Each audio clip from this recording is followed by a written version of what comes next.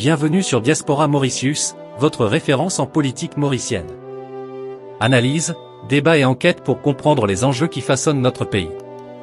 Restez informés, la politique nous concerne tous. On commence. Scandale Eco-Deer Park, l'ascension et la chute de Manish Gobin. Le choc d'une arrestation. Port-Louis, 28 février 2025. La nouvelle tombe comme un coup de tonnerre. Manish Gobin, ancien attorney général et secrétaire général du mouvement socialiste militant, MSM, est arrêté par la Financial Crime Commission, FCC. L'annonce secoue le paysage politique mauricien, un pays déjà marqué par une méfiance grandissante envers ses élites. Gobin, longtemps perçu comme l'un des hommes les plus influents du gouvernement, est maintenant au centre d'un scandale de corruption impliquant une somme de 3,5 millions de roupies et l'octroi controversé d'un bail de chasse, de pêche et d'écotourisme à l'Eco-Deer Park Association, EDPA. Qu'a-t-il bien pu se passer dans les coulisses du pouvoir? Comment un ministre autrefois intouchable a-t-il pu se retrouver menotté, sous le regard des caméras, conduit en cours pour une charge provisoire de Public Official Using Office for Gratification? Ce reportage vous plonge au cœur d'une affaire qui dévoile les rouages obscurs du pouvoir, entre manipulation politique, enjeux financiers et trahison. Les origines d'un scandale. L'affaire Eco-Deer Park ne date pas d'hier. Elle trouve ses racines dans la gestion des terres de l'État, un secteur où les intérêts privés et les influences politiques s'entrelacent dangereusement. Tout commence avec le renouvellement d'un bail de chasse à Grand Bassin, un site naturel prisé pour ses ressources fauniques et ses activités d'écotourisme. Officiellement, le projet devait promouvoir un tourisme durable, attirer des investisseurs et créer de l'emploi. Mais très vite, des voix s'élèvent pour dénoncer une opération entachée d'irrégularités. L'EDPA, bénéficiaire du bail, est une association dont les véritables propriétaires restent flous.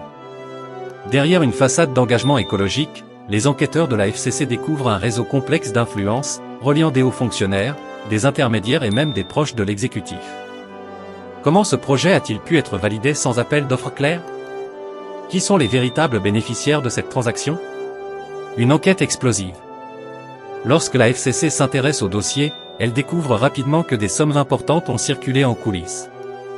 Des documents fuités révèlent des échanges entre des officiels du ministère de l'Agro-Industrie, à l'époque dirigé par Manish Gobin, et des membres influents de l'EDPA. Le ministre aurait-il facilité l'octroi du bail en échange de faveurs financières? Les enquêteurs analysent des transactions suspectes, des comptes offshore et des témoignages accablants d'anciens collaborateurs. L'ex-PPS Rajana Dalia, déjà arrêté dans cette affaire, aurait joué un rôle clé en servant d'intermédiaire entre le ministère et les bénéficiaires du bail. Le réseau s'étend bien au-delà de l'administration, des hommes d'affaires influents, des juristes proches du pouvoir et même certains cadres du MSM sont dans le viseur des enquêteurs. Le gouvernement tente de minimiser l'affaire, mais le mal est fait. L'arrestation de Gobin est perçue comme un coup fatal pour le parti au pouvoir, à quelques mois d'échéance électorale cruciale. L'humiliation publique. L'image est forte, Manish Gobin, autrefois tout-puissant, escorté par la FCC vers le tribunal de Port-Louis. Les partisans du MSM dénoncent une manœuvre politique orchestrée par l'opposition et des figures influentes de la FCC. D'autres y voient enfin la preuve que la justice est capable d'atteindre les plus hauts sommets du pouvoir. Au tribunal, l'ancien ministre tente de minimiser les accusations. Son avocat plaide une erreur administrative et un procédé légal conforme aux pratiques de l'État.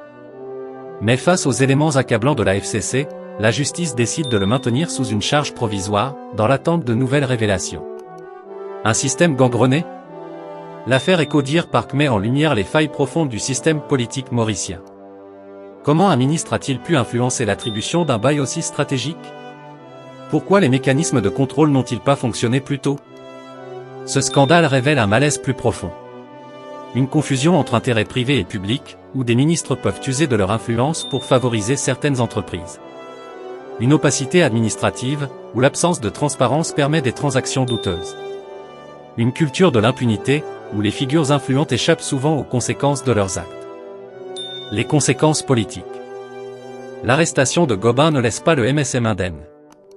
À quelques mois des élections, l'opposition s'empare du scandale pour dénoncer un régime corrompu et déconnecté de la réalité des citoyens.